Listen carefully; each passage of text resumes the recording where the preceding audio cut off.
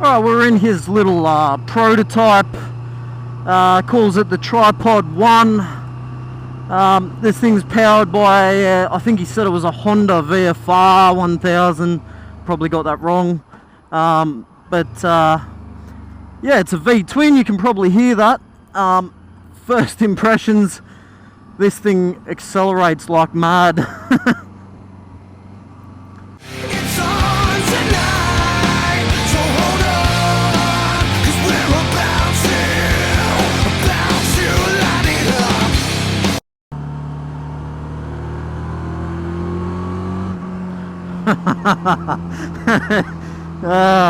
Yeah, I like this. So Andrew tells me that this is actually their prototype, sort of their original vehicle that they made. They've put 50,000 odd Ks plus on this thing, including a trip to the Cape York and a whole heap of dirt roads. And this is basically their test mule to see how everything's going to hold up. And I got to tell you, after for a car that's obviously copped some of a beating, and it's you know, he tells me that this is nowhere near as refined as what you would actually get if you bought one. This thing goes and just basically behaves really well. I'm really impressed, eh? Doing a bit over 110 kilometers an hour now, and it's not snaking all over the road. It's not getting blown around. I'm not getting blown around. Aerodynamically, this thing's actually really nice. Actually, the only wind I can feel at all is this beautiful breeze that's wrapping around the front windshield there, and it's actually blowing up the sleeves of my arms, which is just, I cannot tell you how amazing that feels.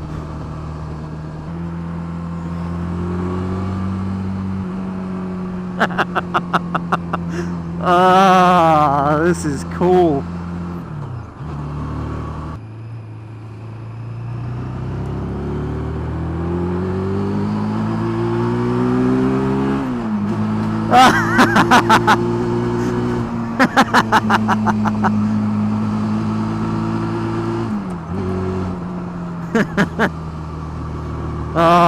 Yep. Getting used to changing gears with my right hand didn't take anywhere near as long as I thought it would. Still every now and then I take my left hand off the steering wheel.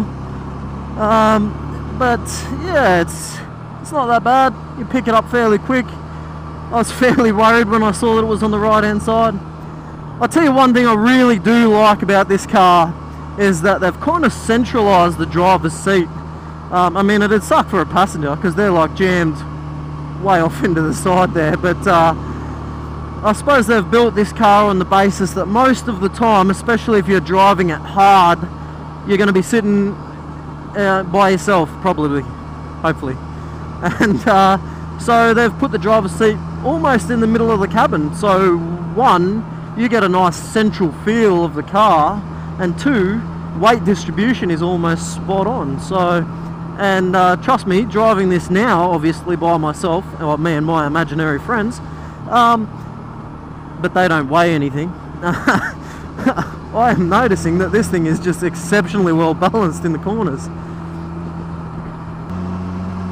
So on some of the models that Andrew makes, the power to weight ratio is comparable or better than a Porsche Carrera GT3 or a Nissan Skyline GTR.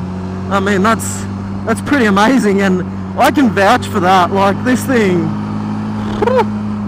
that's cool.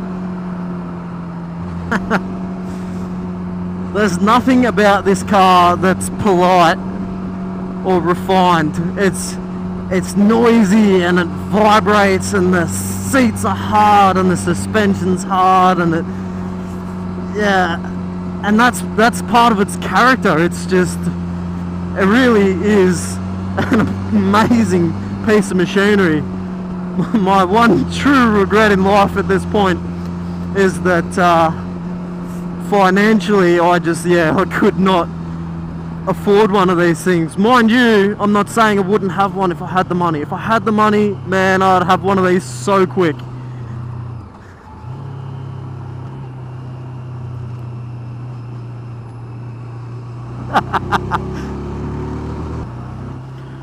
Fairly typical of a V-twin. This thing's a little bit poorly behaved below 5,000 RPM. It's a little bit rattly and whatnot. But over 5,000 RPM, oh geez, it's a nice thing, eh? It's just a good thing. My only one true gripe about this car that I've found so far is that the seatbelt keeps retracting, and then it's very difficult to get it to let any more out. It kind of retracts and then locks. So it feels very restrictive. Now that's a good thing in a race car. You like if you had 4-point harness, you'd want your seatbelt to be nice and tight, hold you in around the corners. I don't know, maybe this is designed that way. I'm not sure, but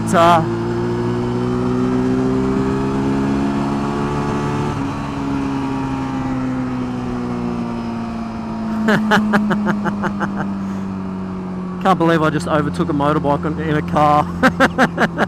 A three-wheeled car.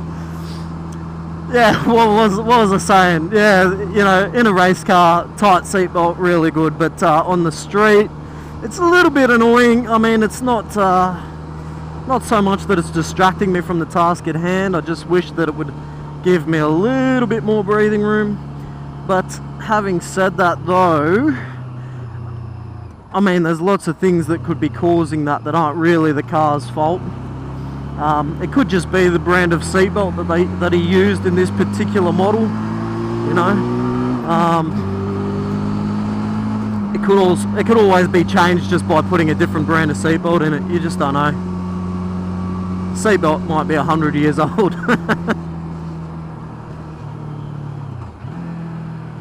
Oh, look at this.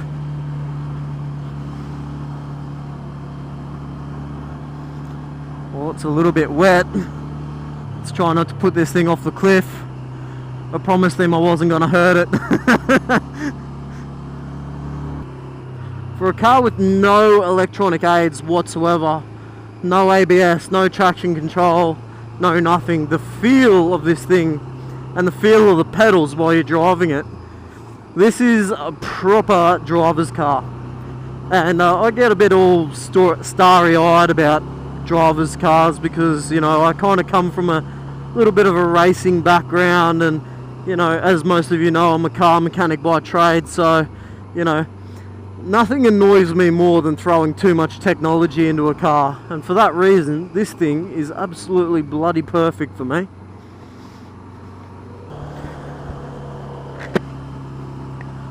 The way this engine just instantly changes character the second it goes above 5 grand. Look at that. Did I mention I like it? The way this thing just chucks into the corners. And it just seems to have an unlimited amount of grip. Obviously not my car. Don't want to pitch it in at 160 and find out the hard way where the grip is. But certainly for this test, even in the wet, it handled way better than I expected. Stuck better than probably anything I've ever driven. I thought, you know, it's got one less wheel on the back, so the traction in the back end's going to be outrageous, but it just sticks. It's amazing. I'll tell you one thing though, this isn't a car that you drive to Sydney, you know, or across country. In fact, it's not even really a daily driver. I'm sure you could probably make it a little bit more that way inclined with some more comfortable seats and, you know, as I said before, a different seat belt, and just change the general atmosphere. a little bit, but yeah, this is very much so a weekend warrior, but that's what it's for, you know. Like, it'd be perfect for someone like me whose missus will never ever get on a bike, because I don't know, I reckon she'd get in this. Oh.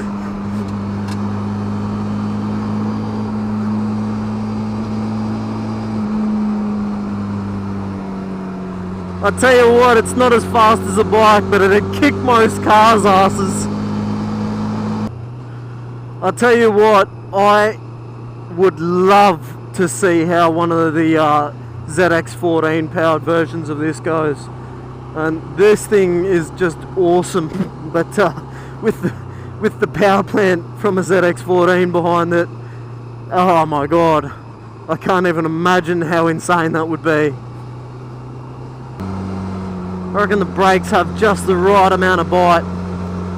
They're not super touchy, which you don't want them to be super touchy if it doesn't have ABS, but they're good enough to pull it up really quick without being so good that you're concerned it's going to lock it up. It's just spot on.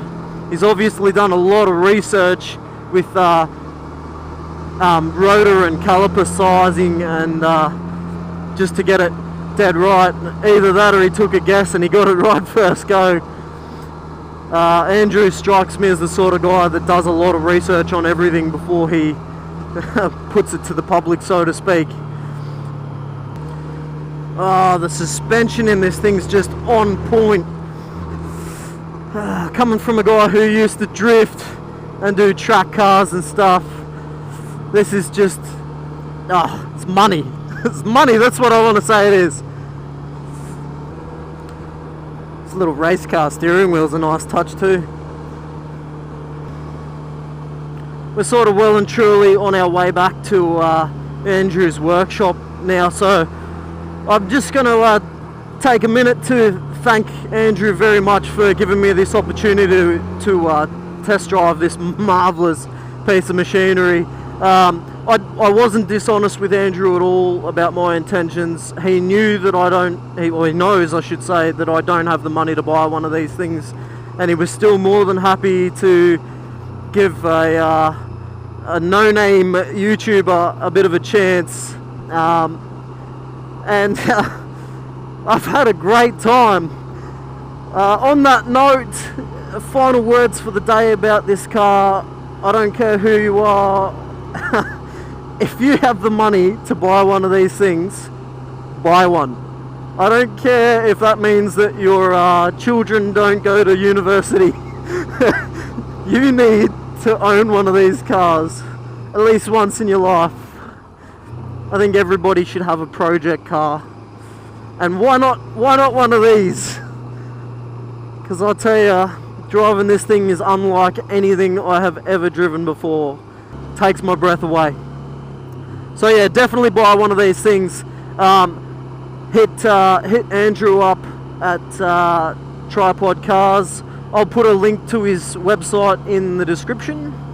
And thanks again, Andrew. Thanks everyone for watching. Hit the like button, leave a comment and subscribe for me, and I'll catch you later.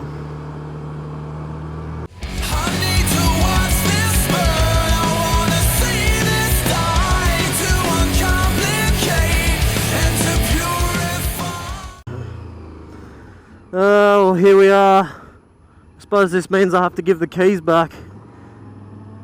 Wonder if there's any way I can get out of that.